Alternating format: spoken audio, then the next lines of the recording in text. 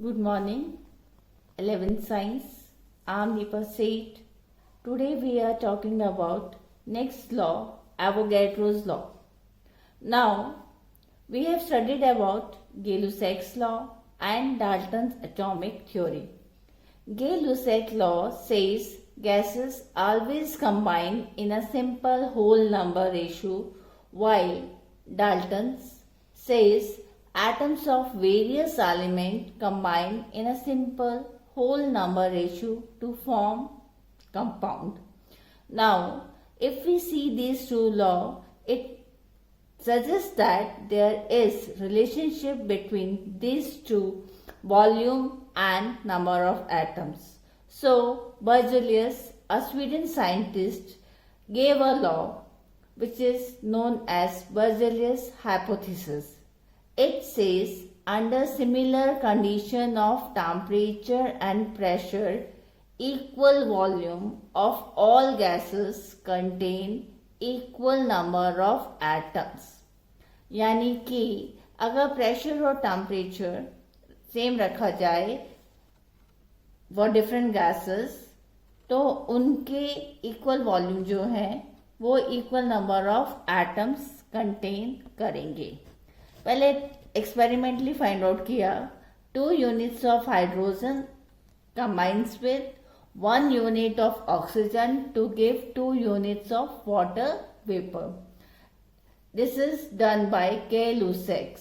Now, if we apply Berzelius hypothesis at a given temperature and pressure, 2 unit की जगह हम लिख सकते हैं 2n atom combines with n atom of oxygen to give 2n compound atom. Water is a compound, so Dalton's atomic theory के हिसाब से हम इसे कहेंगे compound atom.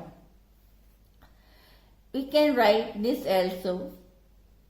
2 atoms of hydrogen combines with 1 atom of oxygen to give 2 compound atoms of water vapor.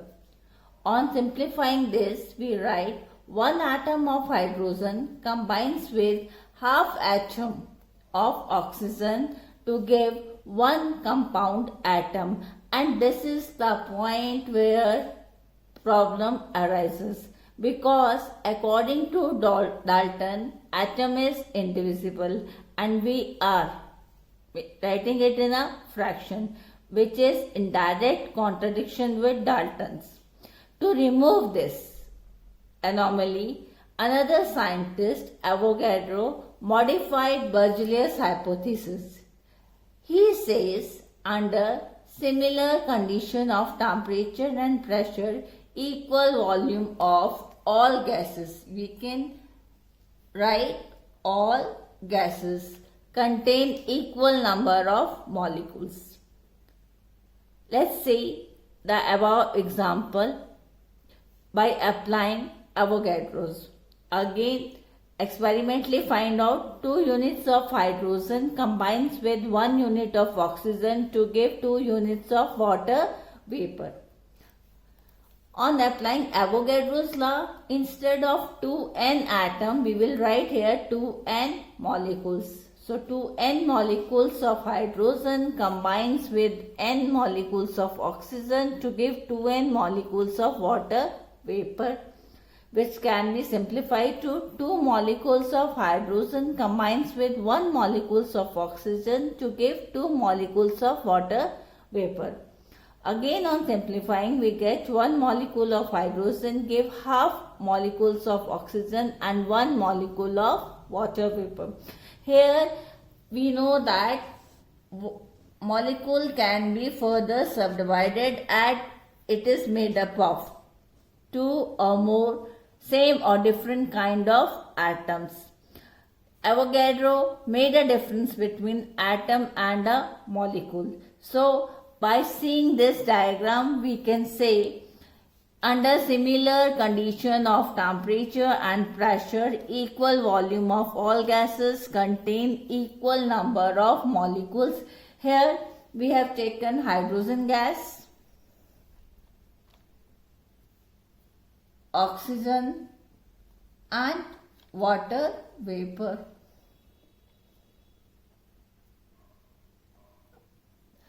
Pressure और temperature हमने constant लिखा है.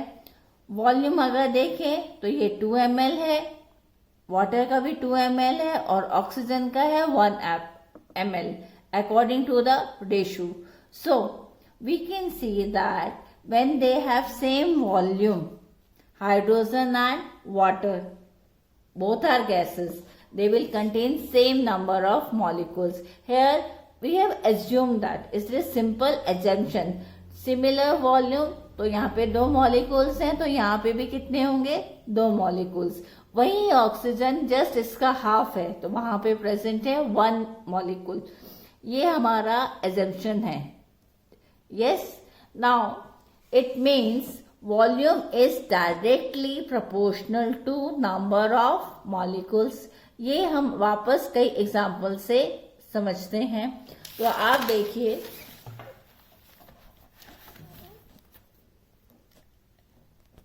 consider a similar condition of temperature. Let it assume to be 300 Kelvin and pressure 750 millimeter of mercury. इस time पे हमने ये different sets of gases ली हैं. हमने क्या एज्यूम किया है, we have taken 50 ml of hydrogen gas और उसका वॉल्यूम है x molecules of hydrogen.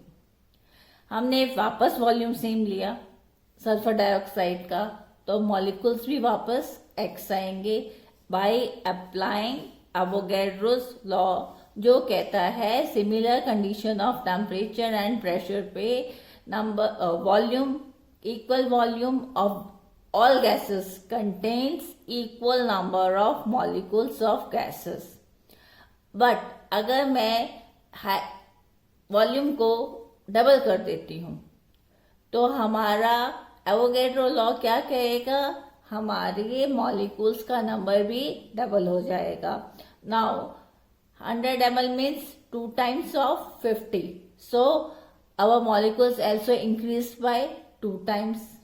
Similarly, if I take 200 milliliter of ammonia, now volume is increased by 4 times. तो molecules भी हमारे कैसे होंगे, 4 times increased हो जाएंगे. And if I have taken 25 ml, just half volume, तो हमारे molecules भी half हो जाएंगे. तो अब तक आपको समझ में आ जाएगा कि volume is directly proportional to number of molecules of gases if pressure and temperature remains constant. अब हम जो नेक्स्ट बात कर रहे हैं वो बात कर रहे हैं application of Avogadro's law.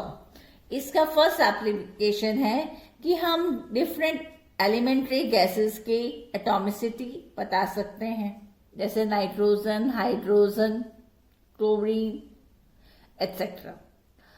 What is atomicity? It is number of atoms present in one molecules of the substance. तो हम पहले फाइंड आउट करेंगे क्लोरीन एंड हाइड्रोजन की. Let's again go back to Gay-Lussac's experiment. We find out that 1 volume of hydrogen combines with 1 volume of chlorine to give 2 volume of HCl. हमने यहाँ पे at given pressure and temperature, हमने यहाँ पे Avogadro's law लगाया तो 1 volume की जगह हमने लिख दिया 1 n molecules of hydrogen contains equal volume contains equal number of molecules. तो क्लोरीन के वॉल्यूम सेम है हाइड्रोजन जितना, तो इसके भी मॉलिक्यूल्स हो गए 1n. और वहीं पे HCl के आपके molecules increases to 2n molecules. इसको सिंप्लीफाई किया जाएगा, it will become 1 molecule of hydrogen combines with 1 molecule of chlorine to give 2 molecules of HCl. और half molecule of hydrogen combines with half molecule of fluorine to give 1 molecule of HCl. Then half molecule of hydrogen and half molecule of chlorine form 1 molecule of HCl HCl का molar mass है 36.5 AMU, molecular weight of hydrogen is 1 AMU, तो chlorine का wait हुआ 35.5। ये आपको इसमें भी दिखाया गया है। Now it means it corresponded to weight of 1 atom of chlorine, यानी कि हाफ मॉलिक्यूल ऑफ क्लोरीन का मतलब है 1 एटम, और अगर आधा मॉलिक्यूल एक एटम के बराबर है तो एक molecule must be containing 2 atoms, therefore atomicity of chlorine is 2। Similarly, we can say half molecule of hydrogen equal to 1 atom, तो 1 molecule of hydrogen equal to 2 atom, तो हाइड्रोजन की एटॉमिसिटी भी कितनी हो गई 2। अब सिमिलर लाइन पे काम करते हुए आपको मैं टास्क दे रही हूं कि आपको पता करना है एटॉमिसिटी ऑफ ऑक्सीजन, तो ये आपको खुद सॉल्व करना है। Next second application is deduction of relationship between molecular weight and vapor density. What is vapor density? Actually, it is the mass of certain volume of gas at particular pressure and temperature and divided by mass of same volume. मान लीजिए आपने 5 ml लिया है तो hydrogen का भी आप कितना लेंगे 5 ml, और अगर आपने लिया है 7 ml गैस का वॉल्यूम तो हाइड्रोजन का भी आपको वॉल्यूम कितना लेना पड़ेगा 7, same volume. Now again we can apply Avogadro's law, और जब एवोगैड्रोस लॉ अप्लाई करेंगे तो वेपर डेंसिटी को हम लिख सकते हैं मास ऑफ n मॉलिक्यूल्स, यानी कि इतने वॉल्यूम में n मॉलिक्यूल्स प्रेजेंट थे, तो सेम वॉल्यूम हाइड्रोजन का है तो उसके भी मॉलिक्यूल्स हो गए n। This can be written as mass of 1 molecule of gas at given pressure and temperature upon mass of 1 molecule of hydrogen gas at same pressure and temperature. Now बच्चे mass of 1 molecule of gas at given pressure and temperature की जगह यहाँ नीचे मैंने लिख दिया mass of 2 atom, क्योंकि हमें अभी पता है कि 1 molecule of hydrogen में 2 atoms हैं हाइड्रोजन के, तो हमने लिख दिया mass of 2 atoms of hydrogen. And by definition molecular weight is equal to mass of 1 molecule of gas upon weight of 1 atom of hydrogen.